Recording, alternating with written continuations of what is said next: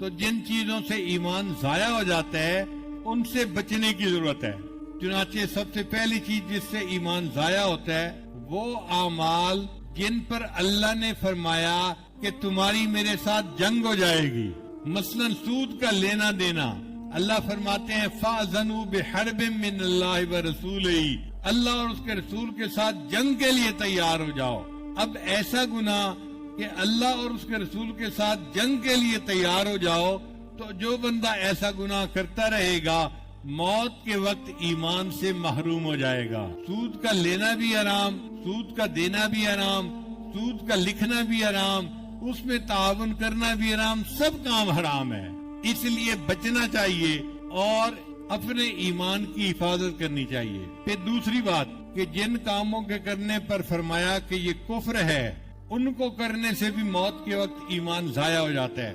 جیسے سباب المسلم فسوق، حدیث پاک ہے، مسلمان کو گالی دینا فسق و فجور ہے، وقتالہ کفر، اور مسلمان کو قتل کرنا یہ کفر ہے، یعنی کفر کا عمل ہے۔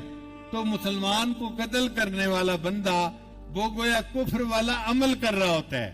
دنیا میں اس پر کافر کا فتویٰ نہیں دے سکتے کہ یہ کافر ہو گیا، مگر اس نے کام وہ کیا جو کافروں والا تھا۔ اسی طرح نبی علیہ السلام نے فرمایا من ترک الصلاۃ متعمدا فقد کفر، جس نے جان بوجھ کر نماز چھوڑ دی اس نے کفر کیا۔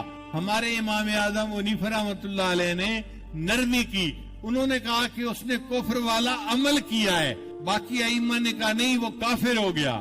چنانچہ امام احمد بن حنبل تو بے نمازی کے کفر پر فتویٰ دیتے ہیں، اور وہ فرماتے ہیں کہ بے نمازی جہنمی ہوگا، اور اس کی دلیل قرآن پاک سے لیتے ہیں کہ جہنمی جب جہنم میں جائیں گے تو فرشتے پوچھیں گے اور تمہیں کوئی ڈرانے والا نہیں آیا تھا؟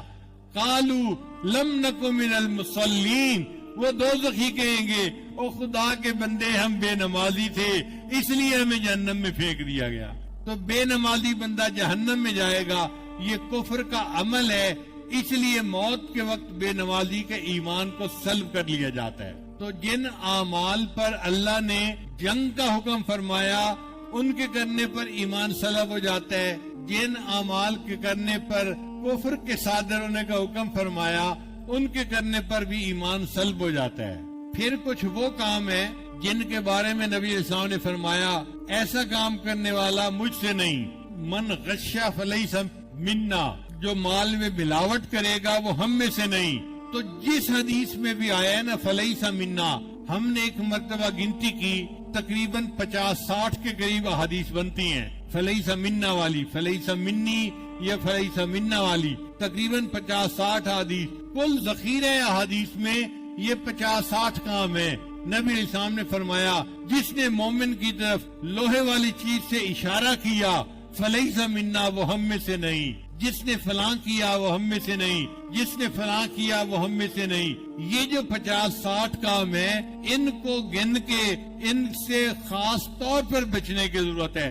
جو ان کاموں کو کرے گا فلیس منا کی وجہ سے وہ بندہ موت کے وقت ایمان سے محروم ہو جائے گا۔ چنانچہ نبی علیہ السلام نے فرمایا من رغب سنتی فلیس منی، جو میری سنت سے اعراض کرے گا وہ مجھ سے ہی نہیں۔ جو سنت کو ہلکا سمجھے اور اپنی من مرضی کرتا رہے اور صاف ستھرا بن کے زندگی گزارے، صبح صبح بیٹھ کے صفائیاں کرتے ہیں، یہ اتنا بڑا گناہ ہے کہ موت کے وقت انسان ایمان سے محروم ہو جاتا ہے۔ نبی علیہ السلام نے فرمایا جو بندہ کاہن کے پاس جائے، یہ جو حساب لگانے والے ہوتے ہیں نا، ان کے پاس جائے فقد کفر، اس بندے نے کفر کیا۔ لہذا نجومیوں کے پاس اور کاہنوں کے پاس جانا یہ بھی ایمان سے محرومی کا سبب بن جاتا ہے۔ اب ہمارا ایمان محفوظ کیسے رہے؟ اس کا ایک ہی حل ہے کہ ڈرتے رہیں اور اللہ سے دعا کرتے رہیں ربنا لا تزغ قلوبنا بعد اذ ہدیتنا وہب لنا من لدنک رحمہ انک انت الوہاب۔ یہ دعا ہر نماز کے بعد مانگیں، قبولیت کے وقت میں مانگیں، اور اپنے گھر کے بچے عورتوں کو بھی سکھائیں، سب یہ دعائیں مانگیں ربنا لا تزغ قلوبنا بعد اذ ہدیتنا وہب لنا من لدنک رحمہ انک انت الوہاب۔ اور دوسری بات اپنے ایمان پر اللہ کا شکر ادا کریں، لئن شکرتم لازیدنکم، اگر تم شکر ادا کرو گے اللہ فرماتے ہیں میں اپنی نعمت اور زیادہ عطا کروں گا. ایمان پر شکر ادا کریں گے اللہ ایمان اور بڑھا دیں گے ہمارا. پھر سنتوں کی اتباع، جو بندہ سنتوں کو اتباع کرتا ہے وہ اللہ کا محبوب ہو جاتا ہے، اور اللہ کا محبوب ایمان سے محروم نہیں ہو سکتا. اس لیے جہاں پتہ چلے کھانے میں سنت یہ ہے، پینے میں سنت یہ ہے، کپڑے میں سنت یہ ہے، چلنے میں سنت یہ ہے، نماز کی سنت یہ ہے، ہر سنت کے اوپر محبت کے ساتھ عمل کریں تاکہ اللہ تعالی ہمارے ایمان کو قیامت کے دن محفوظ رکھے. اور ایک آخری بات، اللہ والوں کے ساتھ محبت کا اظہار، اس سے بھی انسان کو ایمان ملتا ہے اور انسان کا ایمان محفوظ ہو جاتا ہے. اس کی دلیل قرآن مجید میں سے کہ جب موسیٰ علیہ السلام آئے تھے ایک ڈبے کے اندر تیرتے ہوئے، اور فرعون کے بندوں نے اس ڈبے کو پکڑ لیا تھا، اور فرعون نے ڈبے کو کھولا تھا تو اس کی بیوی نے دیکھا بچے کو، تو اس نے دیکھ کے کہا قرۃ عین لی ولک، یہ میری اور تیری آنکھوں کی ٹھنڈک ہے، پیارا بچہ ہے. تو فرعون کی بیوی نے یہ کہا تھا. اس کے جواب میں فرعون نے کہا تھا یکون لکا واما انا فلا حاجت لی فی، میری آنکھوں کی ٹھنڈک ہوگا، مجھے اس سے کوئی غرض نہیں ہے. مفسرین نے لکھا ہے چونکہ فرعون کی بیوی نے کہا تھا میری آنکھوں کی ٹھنڈک ہے، یہ کہنے کی وجہ سے اللہ نے فرعون کی بیوی کو ایمان عطا کر دیا تھا.